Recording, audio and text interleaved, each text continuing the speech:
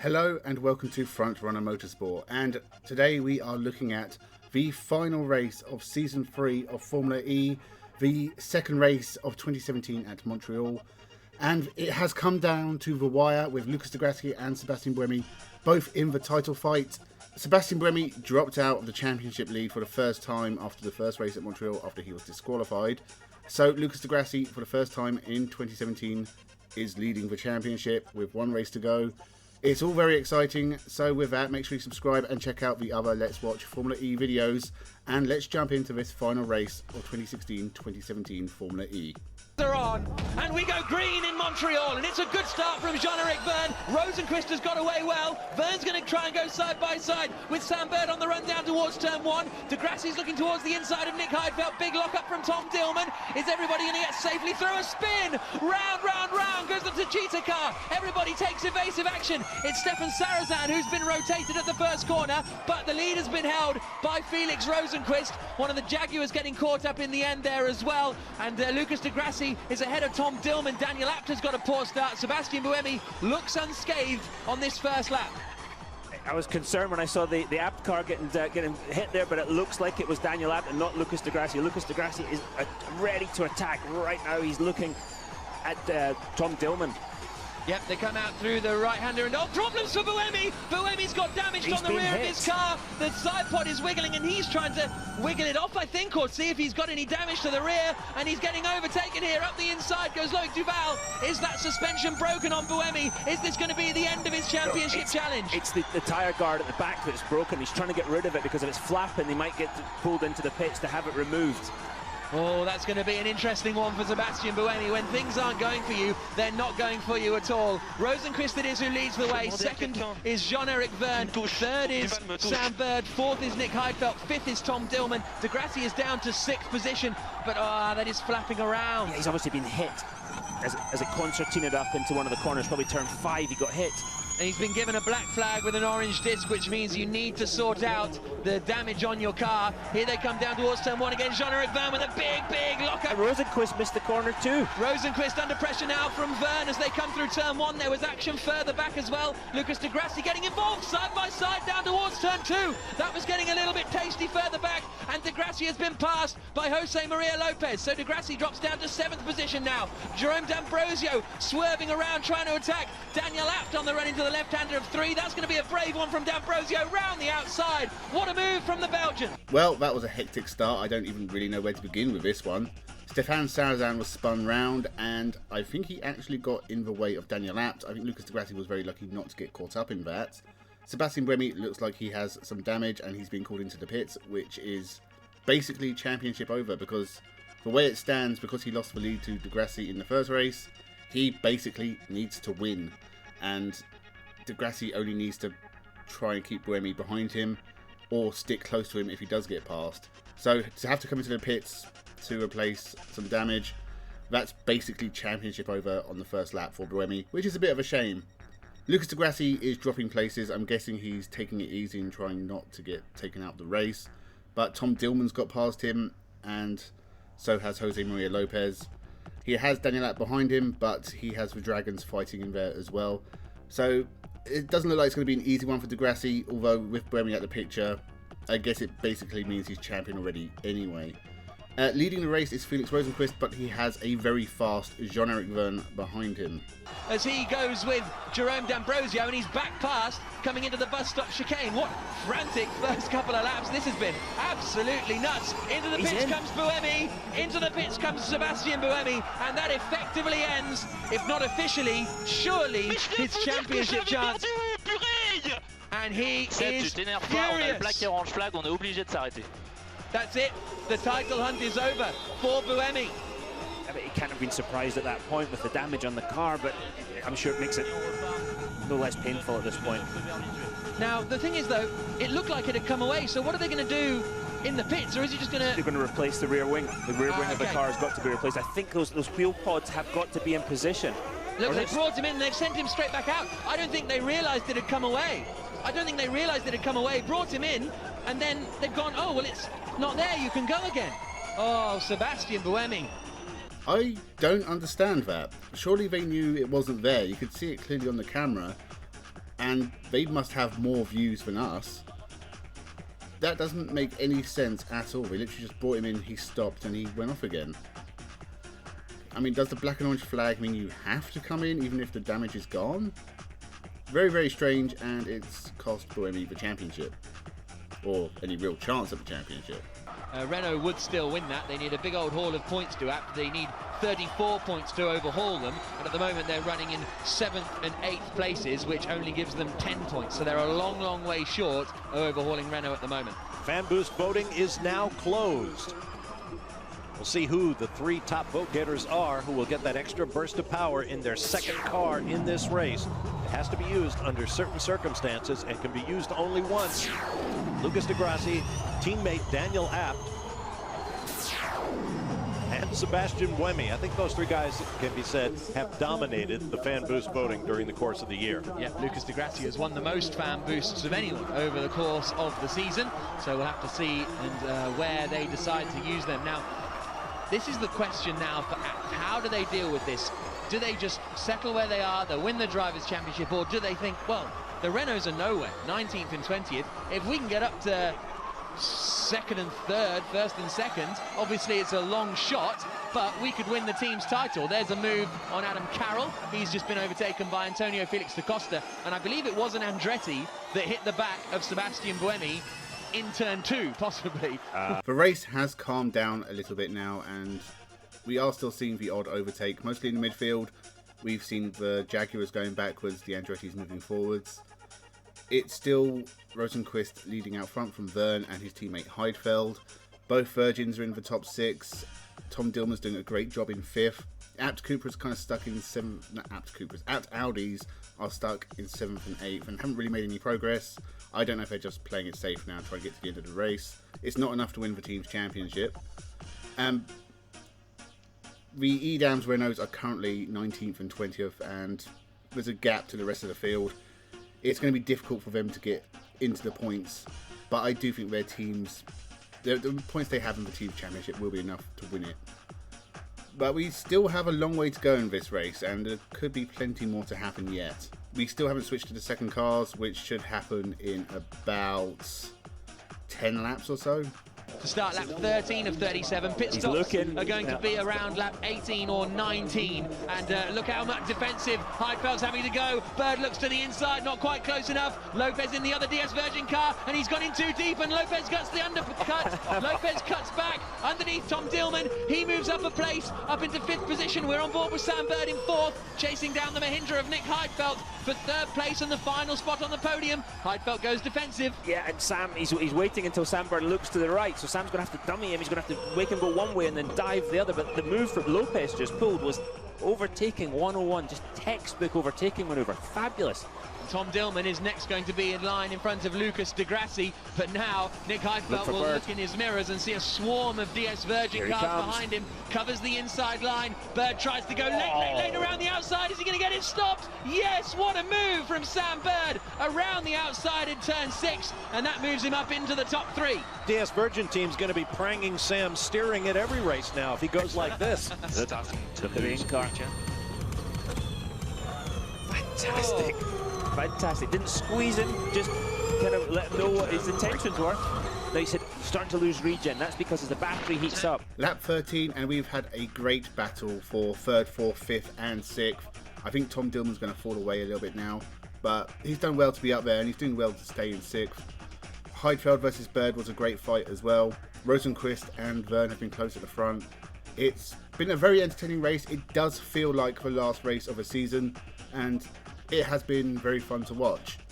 We are about 5 or 6 laps from the pit stops now. Buemi and Prost are still at the back of the field and not making any progress. And it's still a very tight race and plenty can still happen, but sadly not in the title fight. It's not really going down to the wire. Di Grassi up to 3rd, as we said, 4% left.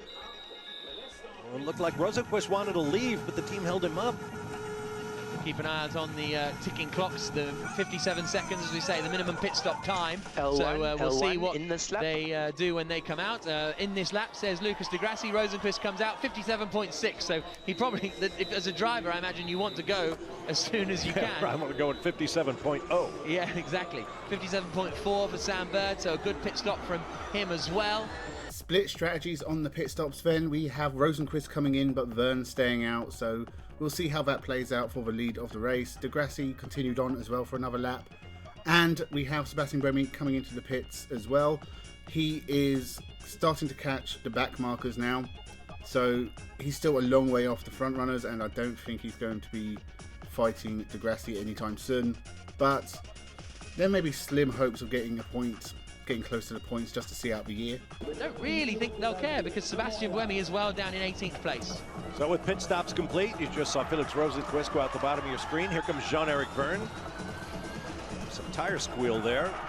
Sam Bird goes through. Here comes Jose Maria Lopez, Bird's teammate, then Nick Heidfeld in the second Mahindra.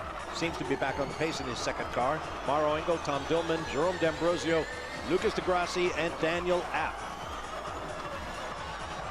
16 laps to go in this Formula E season, and that is how the championship stands at the moment, as there's a bit of a lunge of Mitch Evans trying to get up the inside of the Andretti car of Antonio Felix da Costa. That's exactly what it was, Jack. It was a big old lunge, wasn't it? The pit stops were kind of strange. They held De Grassi for a bit too long, and he actually dropped back behind Daniel Abt, and both Abt lost ground. He managed to get back past his teammate who let him through, so he's back up to 9th, but they're only 9th and 10th. Everyone else is almost the same. Rosenqvist leads from Verne. The Virgins have moved up, they're 3rd and 4th, so they're having a really good race. And we have about 15 laps of the season to go. You can do it, okay, confirm. Okay. That sounded calm. Full of emotion. With the regen paddle, what he's going to do is he comes along, he's on throttle, as he starts to lift off, before he even brakes, he's going to pull the regen paddle to get the motor regenning, running in reverse, putting energy back into the battery, and then he's going to brake, which will further increase the regeneration amount. But he's got to be careful, because as Lucas de Grassi makes a move, has he got... No, smart boy, just taking it easy. He's got to be careful with the regen, because the brake balance moves around, and brake balance is critically important in these racing cars. Lucas is looking like he wants past you in a hurry, but he'll take it easy. Turn 3, he's got to take no risk in traffic. There's nothing to be gained, but he's a clean move, clean, decisive move. That's perfect. So that's De Grassi up into 7th place, past Tom Dillman. The fans enjoying that overtake here in Montreal, and now Daniel Abt is going to be the next man to try and go through. Sebastian Buemi using his fan boost now to go past Robin Freitz, and he's got the job done, coming into the left-hander there at turn 3, coming off the Avenue Vigier and up the hill. Buemi is moving forward, but even if De Grassi scored no points, he's about 20 seconds off where he needs to be. That being said, Lucas de Grassi has not made much progress up from 9th. He has now got past Tom Dillman, but he has been battling the Venturis for a few laps. I guess for him, worst case scenario is crashing into someone, retiring from the race, bringing out a safety car and bringing Buemi back into play. So taking it easy, playing it safe is the best strategy for him, just to win the Drivers' Championship, which I'm sure is #1 priority. The race has definitely been a lot quieter since they changed cars at the pit stops. Rosenqvist has walked away at the front. He's got a few seconds on Verne now, and we aren't seeing as much action and overtaking as we did in the first part of the race, which is a bit of a shame, but we have about 10 laps left of the season, and so we'll see how it plays out. Who takes it from Jose Maria Lopez. And then some, a 1:23.5. That is rapid. He hasn't saved a bit of energy on that lap. That's been maximum attack. That was a qualifying lap at 170 kilowatts. Here we go with Lucas de Grassi now. He is right up behind the Venturi car as they come out past the university. It's Mauro Engel in front. I'd be leaving a wee bit more margin for error than that, quite honestly. Through the bus stop chicane. Will they have a go into turn 1? How aggressive? This is started here. Now, you've got the advantage. See, Mauro Engel got the advantage. Temperature under control. Buemi P15. What's the speed difference? Look, as he's lifted now. Yep, here comes the move around the outside for de Grassi. No, just don't do that outside. See that. That's high risk stuff. Doesn't need to do that. It's like, chill out, man. You don't need to be doing that. Engel makes the mistake though and goes past and slides wide, allowing Degrassi and Abt to go past. And there's Jean-Eric Verne in the lead of the race. Jean-Eric Verne has caught and passed Felix Rosenqvist, and the Techeetah driver is through. And is he now set to win his first ever race in FIA Formula E after 3 years of trying?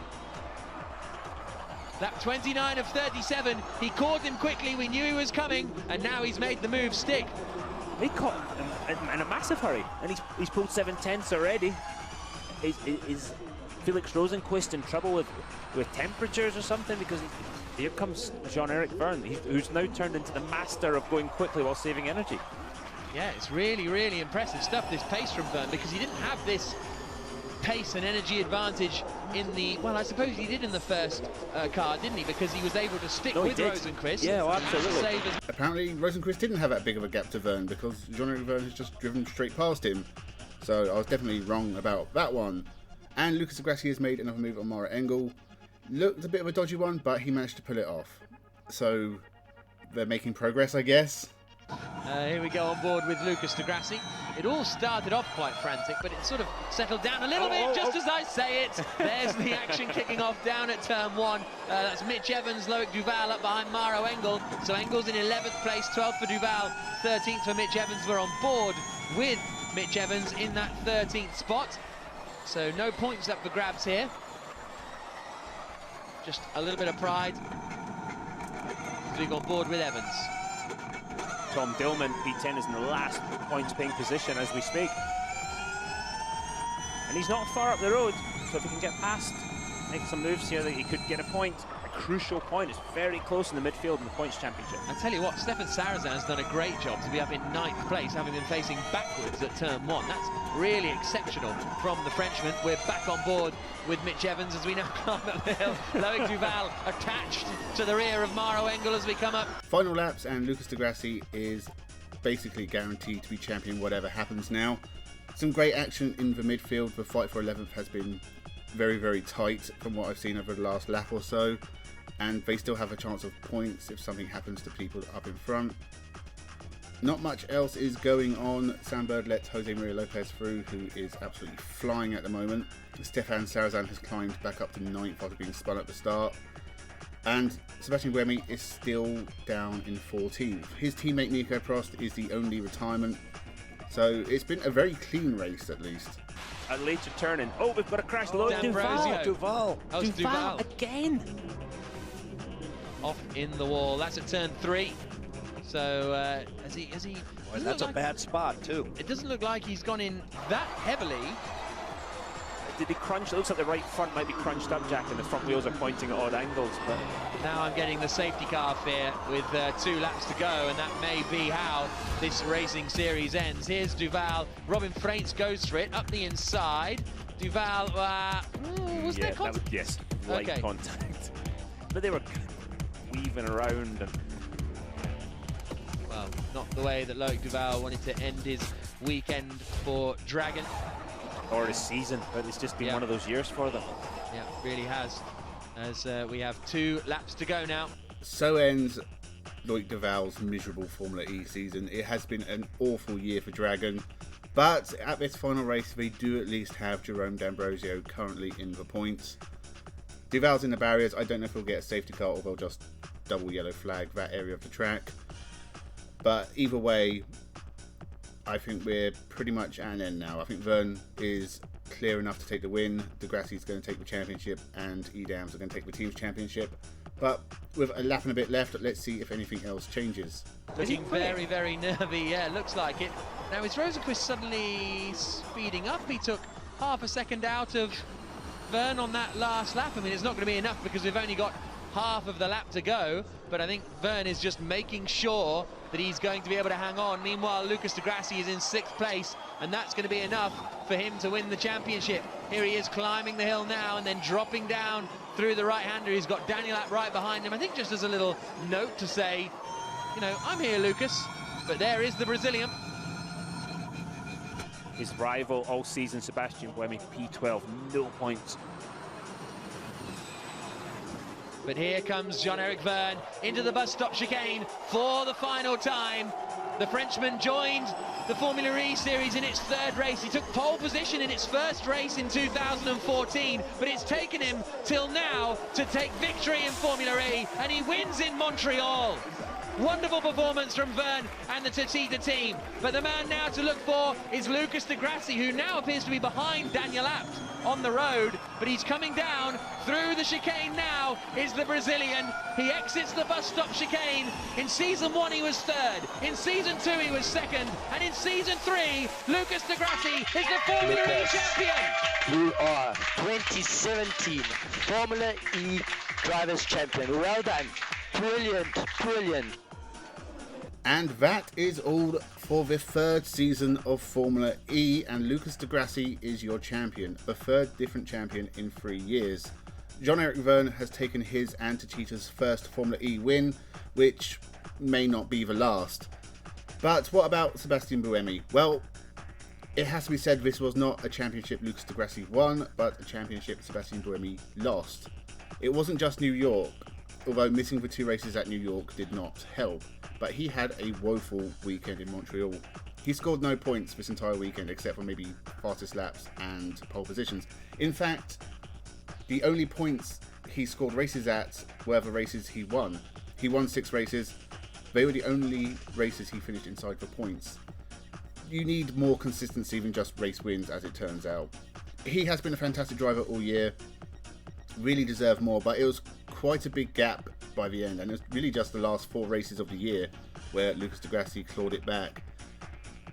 I do feel bad for Buemi, but he will be around in Formula E for a long time. So will Lucas Di Grassi. They still both are racing in Formula E. It looks like Titita may have something about them. They have looked really good this year. Jean-Eric Verne in particular has come on leaps and bounds, but Stefan Salazar, the last few races, has driven fantastically as well. Big changes for season 4, and I'll be covering them not long into the future. But for now, we end season 3, the 2016-17 championship, with a final look at the top 5 of the teams and drivers championships.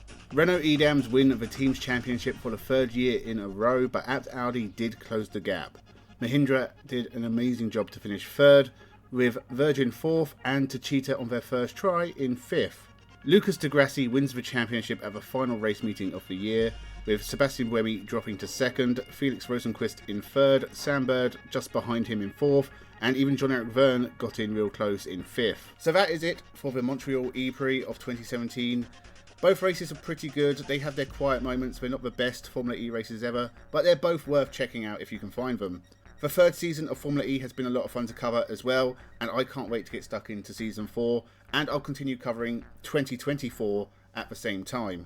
So make sure you subscribe to the channel, leave your thoughts in the comments below. Thank you very much for watching, and have a good one.